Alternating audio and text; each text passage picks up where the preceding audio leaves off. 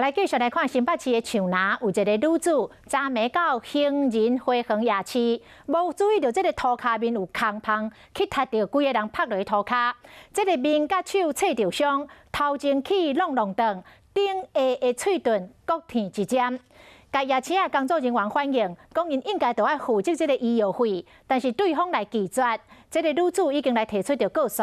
阿公，离共这个所在摔到伤者，这个女子已经不是头一个了。夜市有通食，阁有通耍，大人囡仔拢真爱去。毋过新北市树林行人花园夜市却去网友指控无做好管理维护。喙齿摔甲断去，喙唇嘛肿起来，添2针，骹手嘛拢刺伤。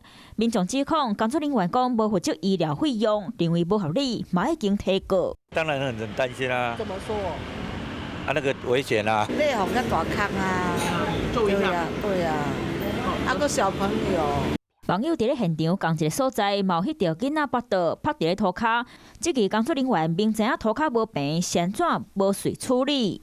之前发生过去急诊什么有医疗什么，因为我们也有保险嘛，我们会帮他处理啊。